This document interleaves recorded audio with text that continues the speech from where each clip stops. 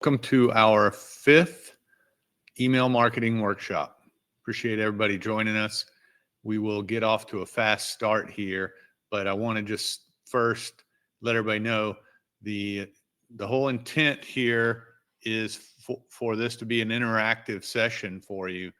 So um, if you have questions, find the chat here in the meeting, and I'll be keeping an eye on those, and I'll try to address those questions as we go. Okay, so let me start the slideshow here. There we go. All right, so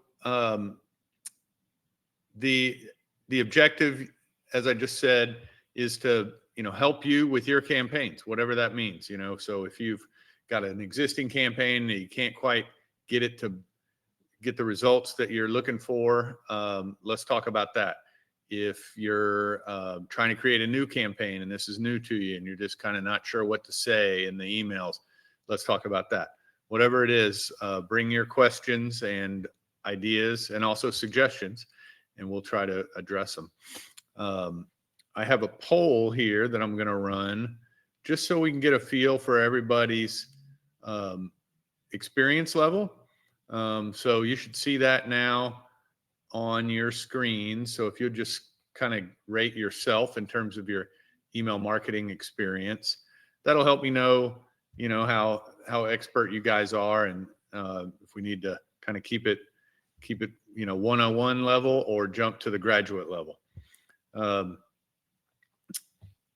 right. So last week we talked about what I call the 3 Ps of creating and optimizing your email campaign.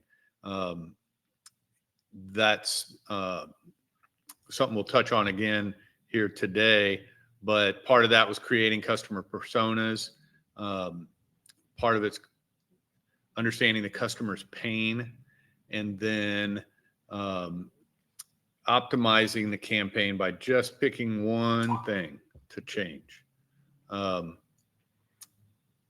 Including changing the copywriting, specifically in B2B sense. If you want to see that recording or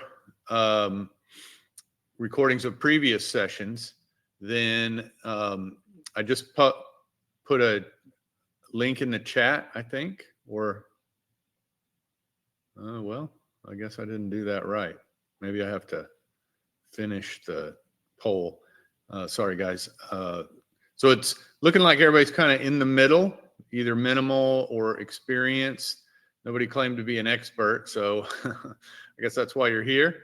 I don't claim to be one either, so I will just do my best based on having done this for 20 years now. Okay, it looks like you guys are seeing that link to see the previous workshop. So I got that figured out. Good. So today, what we're going to talk about is how do you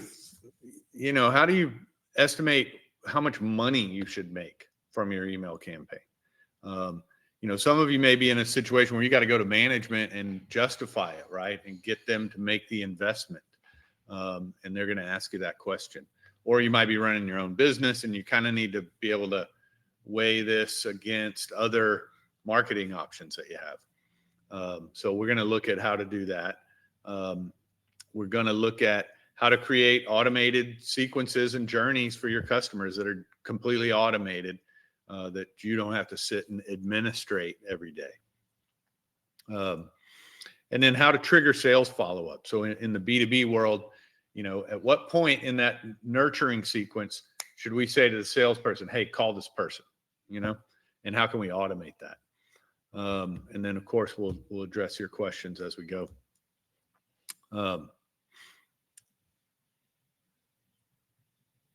Oops. Okay, there we go. So a little bit about Sales Nexus, just so everybody has a little background on who we are. We started as a CRM designed for salespeople.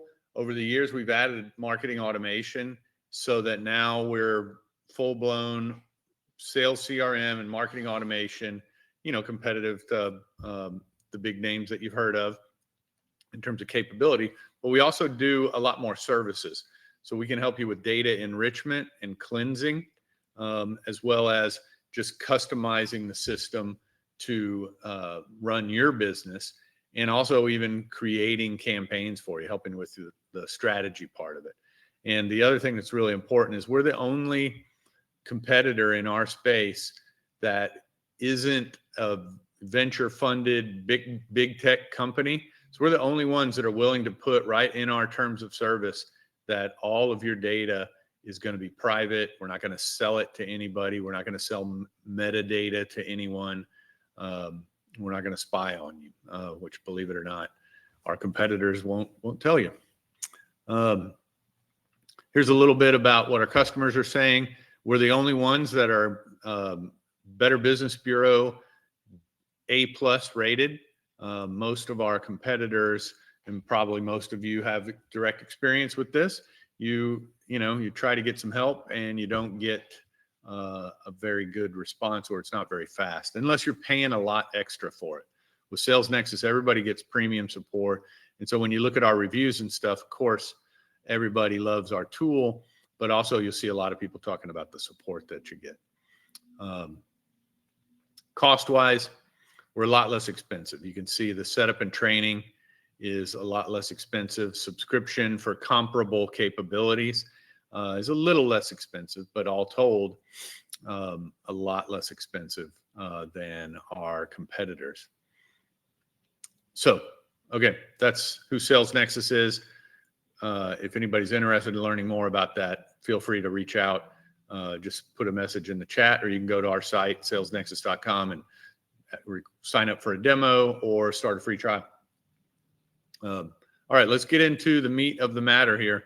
The common mistakes that I see people making all the time is in your emails, you're talking about yourself and your product and your company instead of talking about the customer.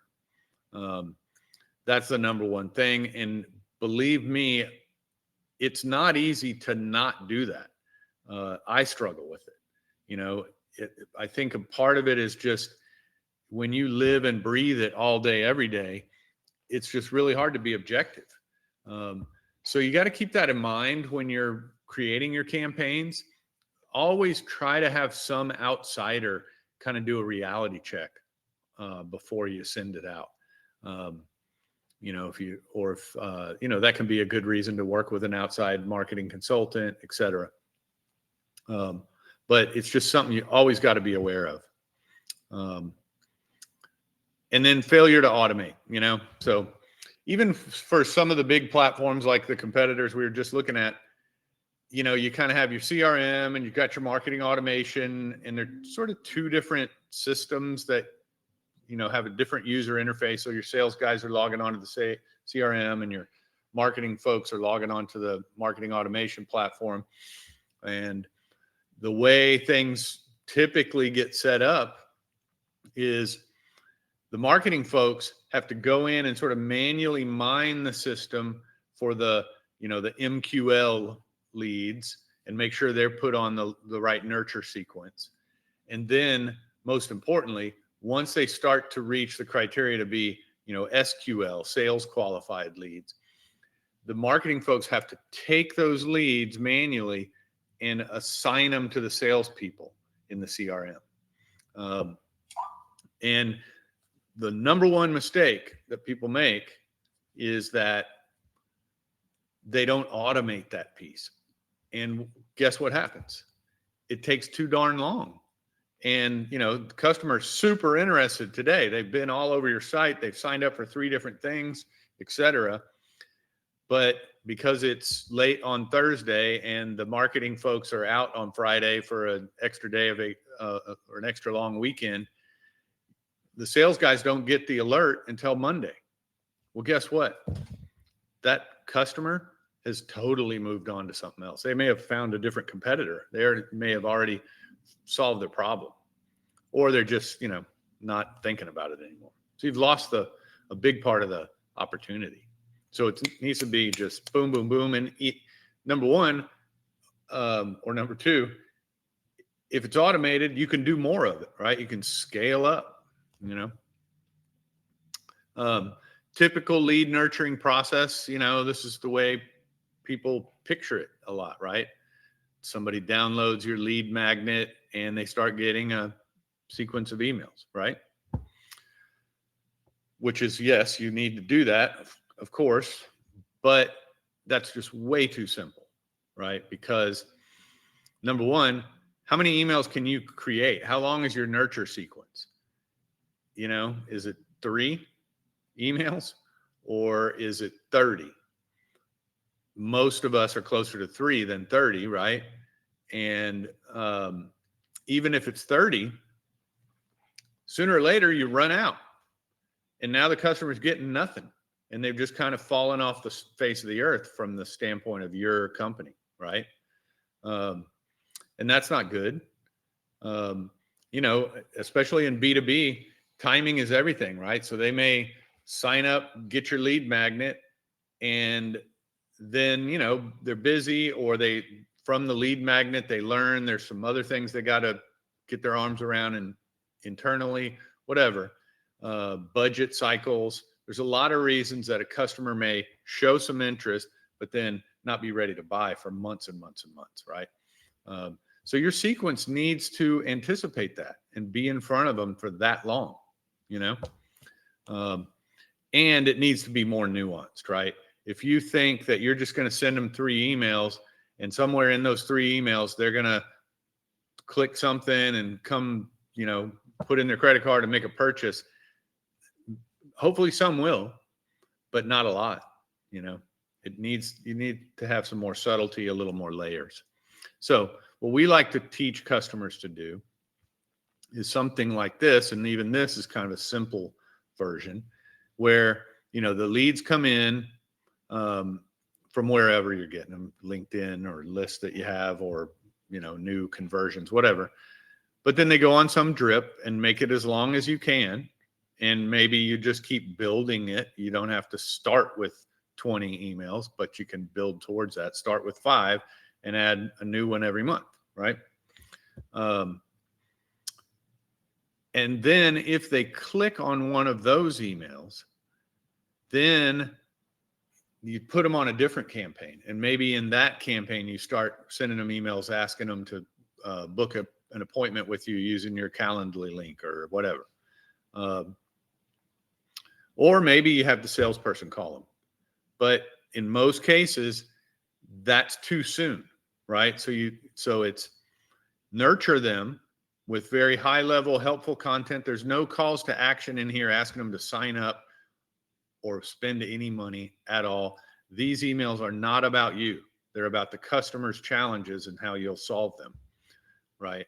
And then if they show interest in that, what they're telling you is, I got a pain that you can probably help me with, right? Then you start talking about, hey, here's what we're good at. Here's why we're good at it. Maybe here's some more content, how to diagnose yourself or your problem or whatever. And, oh, by the way, if you'd like to talk to us and see if we can help you, here's a link to book a meeting. And then if they're clicking on these emails on this second layer, then maybe you're having a salesperson call them now, right? So you're letting the email, by creating a lot of different layers, you're letting the email do the work instead of your sales team.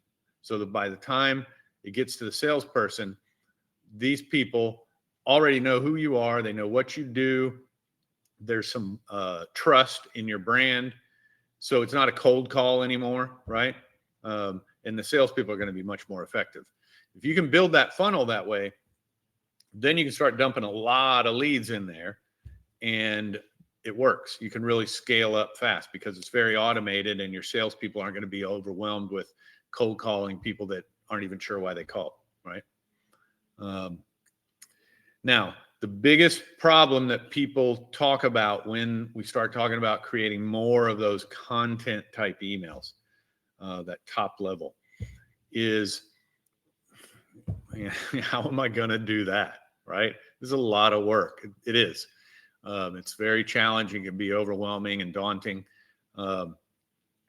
If you're in a business that's like, you do backyard patio construction, or you sell the furniture, or you do interior design, or, anything like that, where you're doing something physical, creating something beautiful, a beautiful environment for your customer, or clothes, or even industrial, if you're building huge, massive warehouses or manufacturing machines of some sort, right?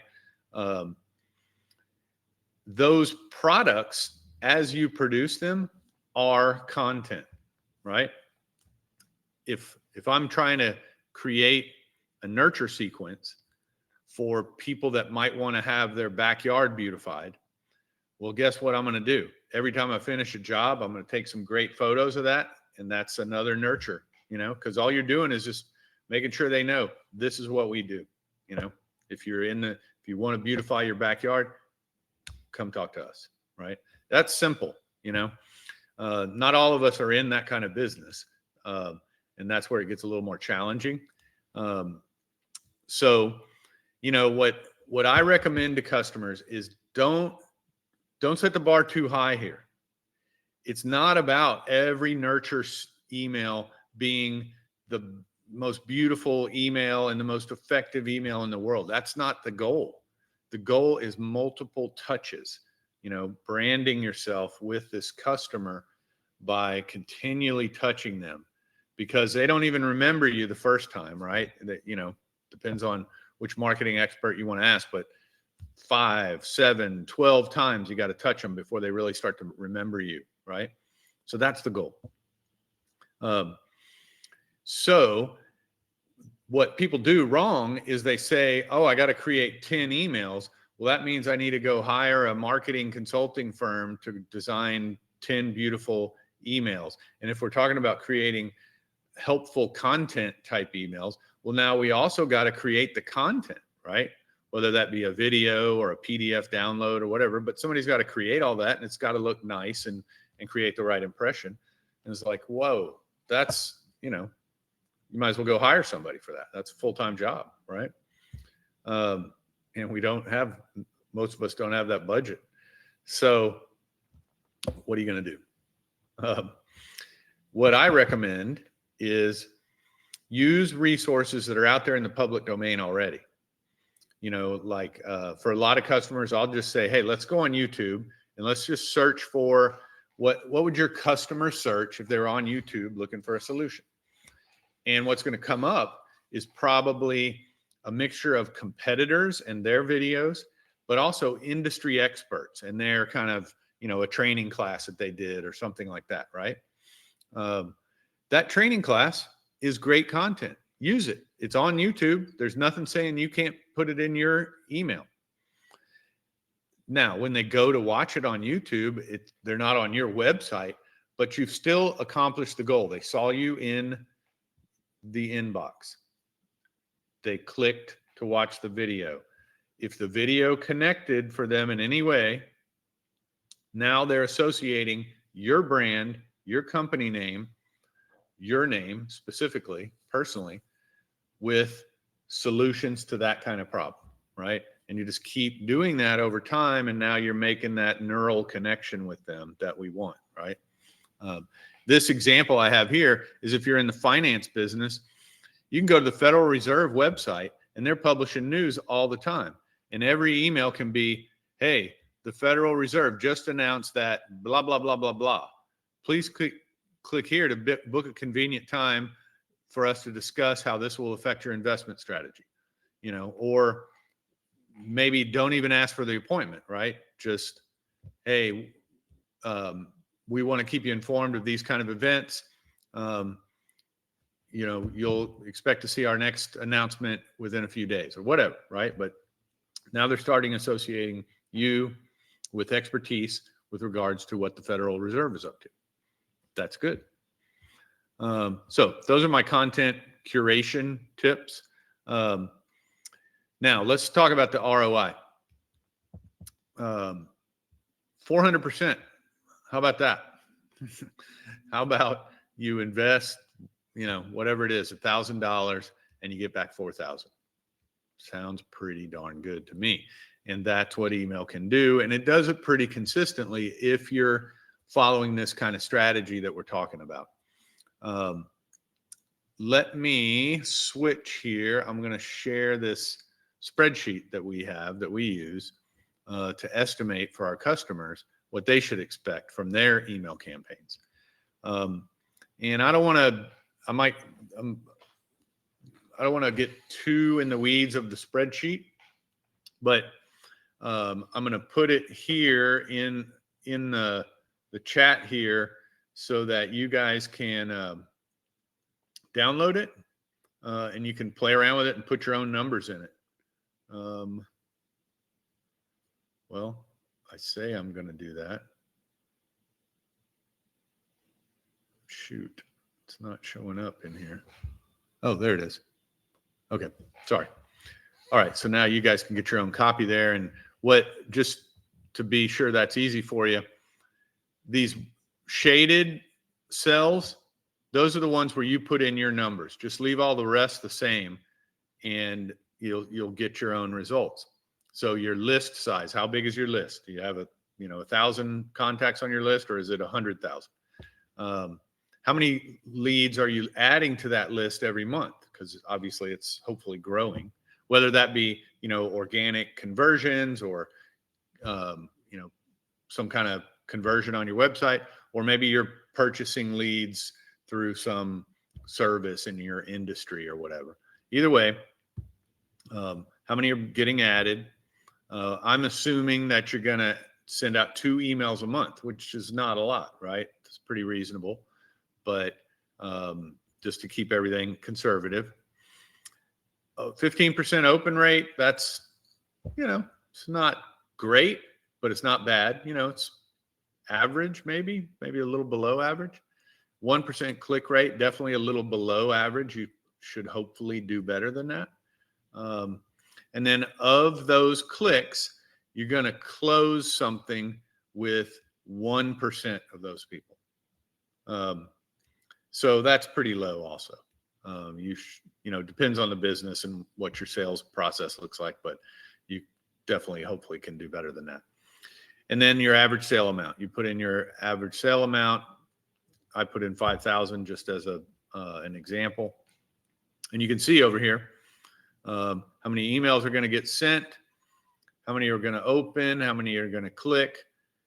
I'm assuming that we're investing $1,000 a month in doing this. And that's kind of assuming that you're paying for some platform and some part of your time is going into this, but it's not a tremendous amount, right? It's a few hours a week, if that. And so your cost per lead is $61. So that means somebody that clicked on these campaigns. And you're closing $825 in the first month. And then it grows a little bit in the second month because our list has grown, and so on and so on and so on. And in month 5 now, we're making money, right? And it just keeps growing from there. And now keep in mind, we've created this nurture sequence, and in month 4 and 5, we're not doing much work, right? We're just checking to make sure something didn't get broken, maybe updating a list, an email campaign or an email template every now and then, right? So point is, email campaigns pay off as long as you set them up and automate them and make them really work for you over the long term, right? If you want to see how good it can get, if let's say you're in a B2B world where you're selling bigger ticket items and it's $10,000, right? And we're gonna, instead of just sending 2 a month, which is again pretty low, let's say we're sending 6 a month, so that's 1 every 4 days ish, right? Now you're returning 5 times your money in the first month, and it just keeps building from there, right? So download the spreadsheet, play with it. If anybody has questions about it or whatever, let me know. Now let me go back to the slides. And, here's the thing that we kind of been I talked about this earlier. How long is the sales cycle? Oh, sorry, not sharing the right tab. There we go. How long is the sales cycle? Well, in the B2B world, it can be pretty long, right? So only, for a new customer, that's the light blue bar, it's longer, right? Only 5% sign up in the first month. So if your nurture sequence doesn't go past the first month, you're not doing yourself much good, right? 1 to 3 months, 20%. 4 to 6 months is the biggest one, 28%, right? So that's what you got to be thinking. My nurture sequence needs to be that long, because that's when they're going to be ready. And a lot of them, even here, greater than 12 months, that's almost 20%.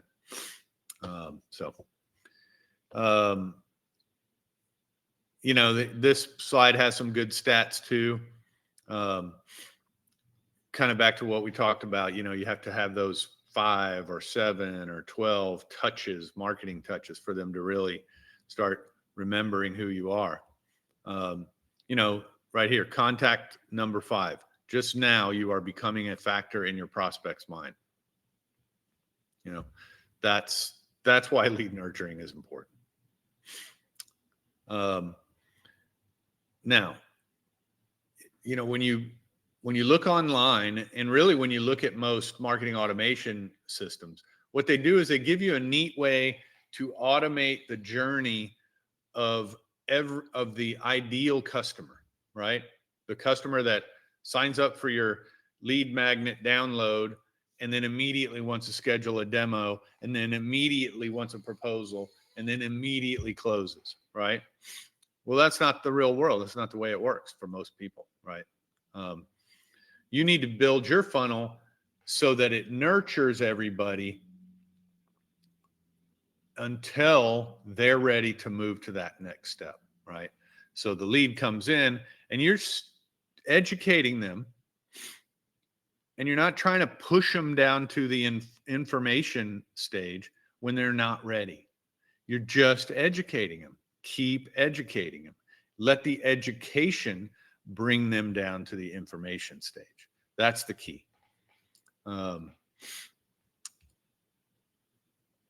Let's see, a couple of questions came in. Is 1% an average click rate? Yeah, I would say click rate, 1% is kind of low. What I would tell customers is you want to be shooting for at least 2%. So that's 2% of the total number that you sent the email to.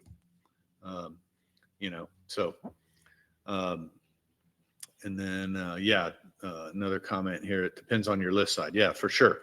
You want to really what I suggest people do if you're just starting this is start with a small list and optimize.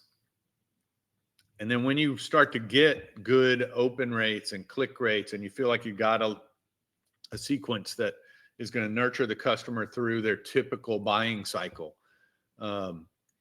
then start adding more into it, scale up the list. So, the layers in your funnel these are different sequences, right? You got your cold or your unengaged sequence, or the educate in that previous slide.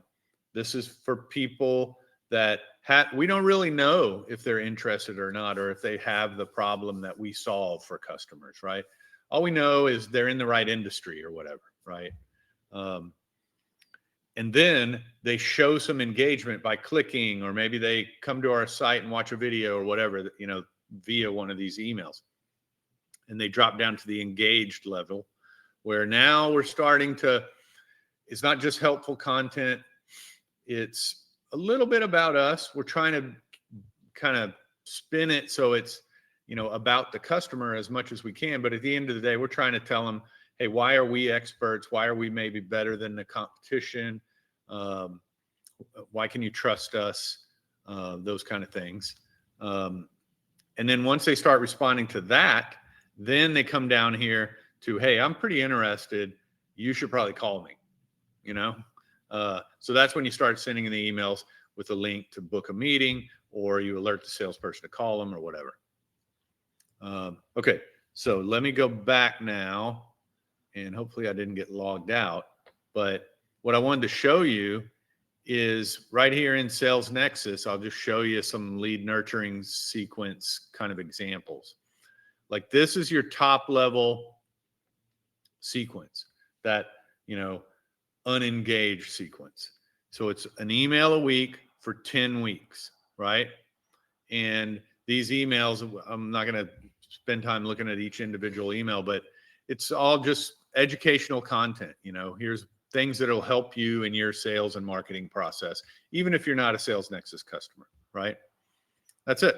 So we're just keeping Sales Nexus in front of them and trying to be helpful.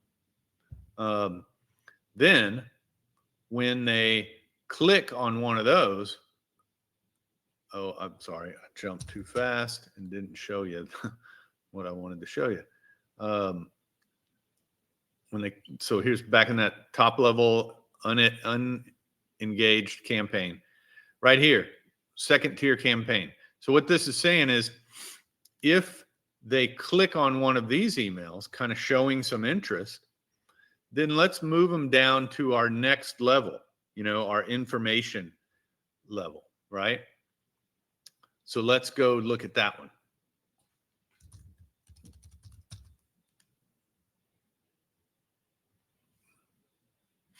So here we have also just emails, no calls or anything for anybody. But the emails are a little more about Sales Nexus and sort of how we're different or better or whatever, right? And these two right here, you see the ones that have the notify clicks. So what that means is these particular emails, if somebody clicks on those, that's a really strong signal, we feel. And so what this is saying is automatically alert the sales rep when somebody clicks on that. Because at this point, they've clicked on two sets of emails, and they're clicking on the particular ones that are a real strong buy signal, right? So we want a salesperson to pick up the phone and give them a call, right? And then there's a third level. If I can find it. Yeah. Now so if I've gone through the education funnel and I clicked one of those emails. So I dropped down to the information sequence and I clicked one of those emails. Now I drop down to this sequence, and here we're notifying the salesperson anytime they click just about any of these emails. We're going to call them. And you notice here we got a text message going out on the 5th day. So the salesperson's going to call them, and they're going to get an email. And then if we haven't connected with them, they're going to get a text message, and then they're going to keep getting more emails, and the salesperson will get an alert again if they click, and they'll call them again. And then down here, you see the webhook. So now, okay, we've run you through all the layers of our funnel, but we haven't been able to really connect with you. And so now we're going to push you over to our direct mail program. So we tried the sort of easy, automated, fast way. None of that worked. So we're going to put something physical in the mail to you now. What could be a postcard or a letter or whatever.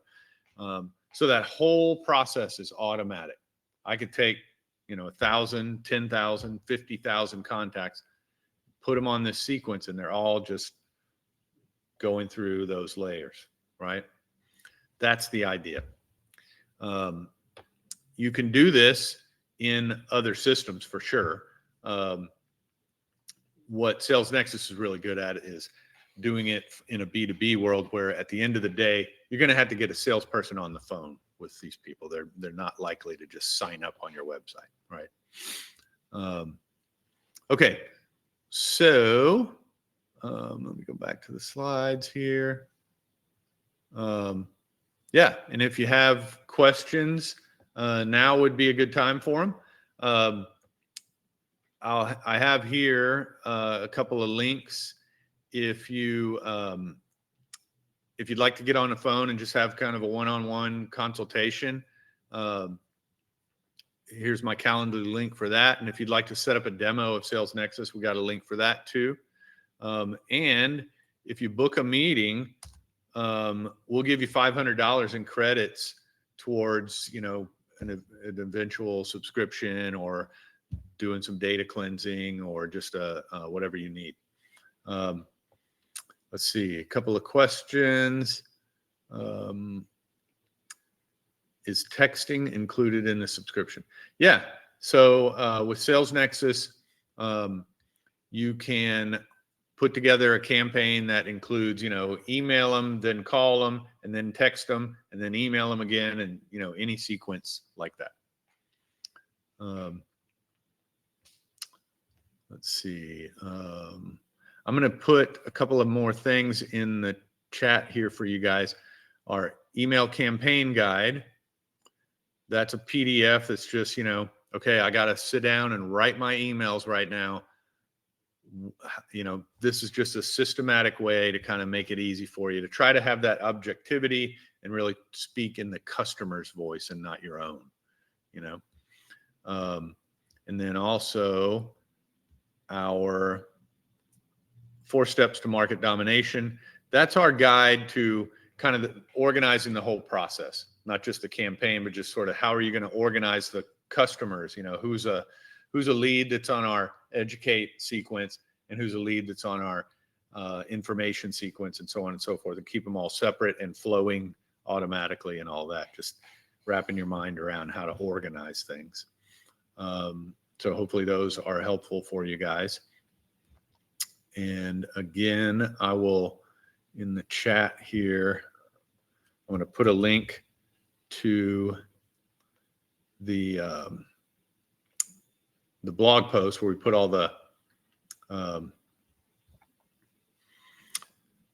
past episodes. We'll put this recording on there as well, so you'll be able to go back and get it. You'll also, real quick, looks like another question. I'm not reaching 1% click rate. How can I improve this? Great question. In fact, that's something we covered. I don't know if it was last week or the week before that, but it was pretty recently. So you might want to take a look at those videos. But quick answer to the question is, just for everybody's benefit, the subject line is tied to the open rate and the content of the email is tied to the click rate.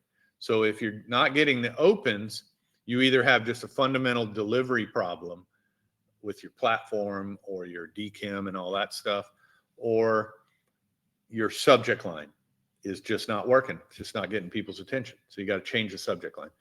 If you're getting good opens, which would be like 20 to 30% typically, but you're not getting clicks, then you got a problem with the email itself. So what I would recommend doing first is just try, number one, first strip out the images. Just try just text. I know that's hard for some people to do. You really love making it look great, but maybe in a more retail situation, maybe that is essential. But in a B2B world, it is not essential and oftentimes is counterproductive. So just take that out and just see if the copy by itself works. If it doesn't, if you're still not getting results, then you got to try changing the copy. And I would recommend that you take a look at those guides that I just put in there. Both of them really get into, how to create that email message that's gonna get the clicks.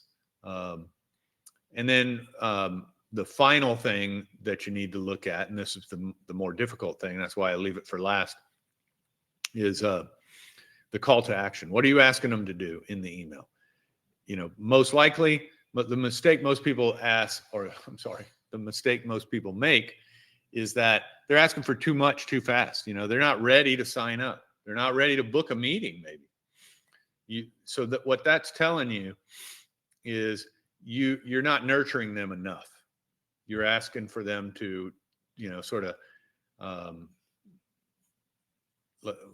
what's the analogy people use? God, I'm struggling with it right now. Sorry, guys.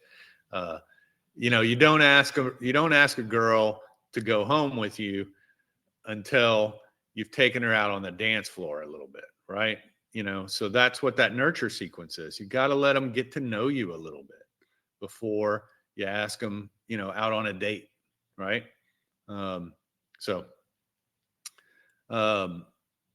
Okay, well, if there's no more questions, I'm going to put a link to that blog post in here just so everybody has it. That's where you'll find all the recordings. You're going to get a recording or an email that has this episode, the recording of this episode. You're going to get that later today. And then it'll be on the blog post with all the other ones by Monday.